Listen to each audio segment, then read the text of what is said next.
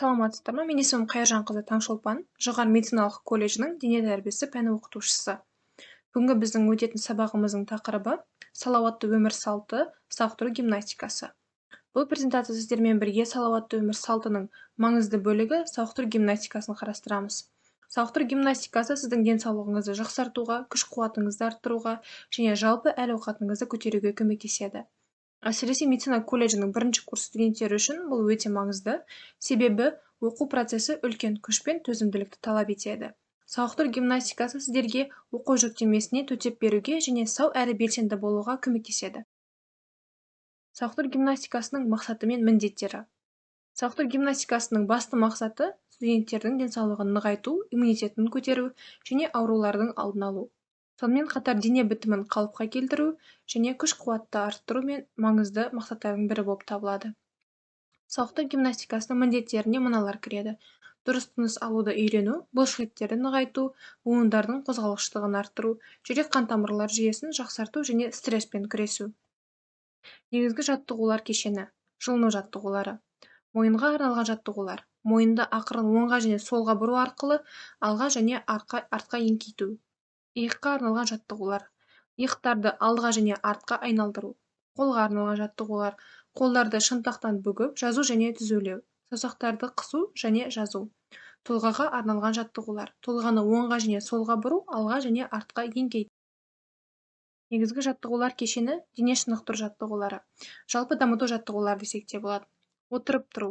Аяқтарды иық еніне қойып, тізені бүгіп отырып тұру. Жатып қолды көтеру. Арқамен жерге жатып, қолды жоғары көтеру. Преске арналған жаттығулар. Арқамен жерге жатып, аяқтарды көтеріп, престі шынықтыру. Бұрылу. Тік тұрып, денені жан жаққа бұру. Сауықтыру гимнастикасын күнделікті өмірге қалай енгізуге болады? Сауықтыру гимнастикасын күнделікті әдетке айналдыру үшін алдымен қарапайым қадамдардан бастау қажет. Таңертең оянғаннан кейін 5-10 минут созылу жаттығуларын жасау ағзаны сергітіп, күні бойы белсенді болуға көмектеседі. Отырған күйде көп уақыт өткізетін адамдар әрбір 1-2 сағат сайын жеңіл жаттығулар орындап, бұлшықеттерін босатып тұру керек.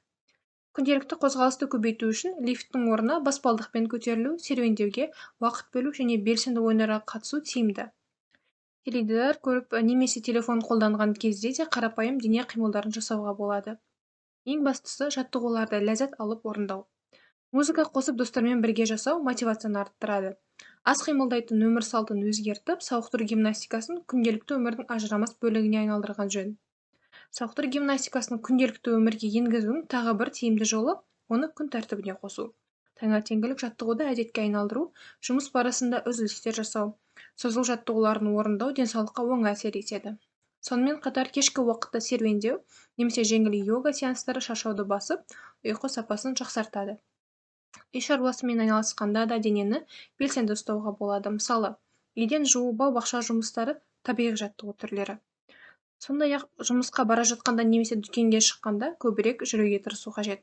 Ең маңыздысы өзіңізге ыңғайлы және қызықты жаттығулар таңдау. Би, жүгіру, йога немесе қарапайым дене қимылдары. Оларды тұрақты түрде орындау. Осылайша сауықтыру гимнастикасы сіздің өміріңіздің бір бөлшегіне айналады. Сауықтыру гимнастикасының пайдасы. Сауықтыру гимнастикасының пайдасы зор. Жаттығулар ағзаны нығайтып, иммунитетті көтереді. Дене шынықтыру жаттығулары қан айналымын жақсартады, тыныс алу жаттығулары өкпенің жұмысын жақсартады. Гимнастика жасау арқылы сіз өзіңізді жақсы сезінесіз, күш-қуатыңыз артып, көңіл күйіңіз көтеріледі. Сауықтыру гимнастикасының пайдасы. Денсаулықты жақсарту.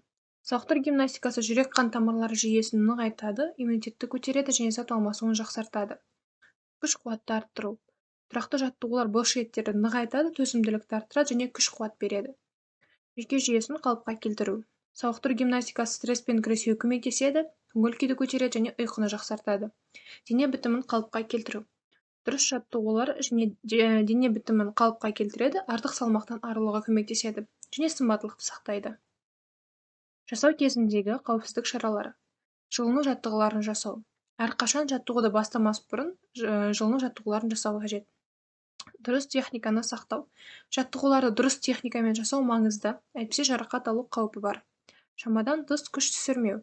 Өзіңізге шамадан тыс күш түсірмеңіз, жаттығуды ақырын және біртіндеп бастаңыз.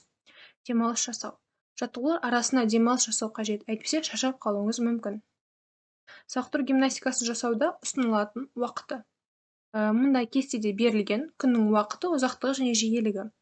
Мысалы, таңғы уақытта таңертең 15 минут 20 минут аралығында күнделікті түрде жасау керек. Күндіз 10 минут 15 минут арасында 2-3 рет қайталауға болады. Кешкісін 20 минут 25 минут арасында күнделікті жасауға керек. Студенттерге арналған кеңестер. Тұрақтылық, дұрыс тамақтану, сау ойлау және ұйқы.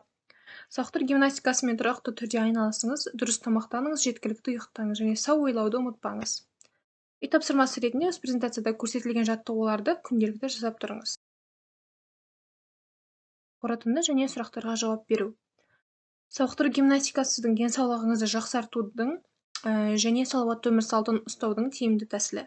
Тұрақты жаттығулар сіздің күш-қуатыңызды арттырады, иммунитетіңізді көтереді және стресспен күресуге көмектеседі. Өз алдында көңіл күйіңізді әрқашан жоғары болуын қамтамасыз етеді.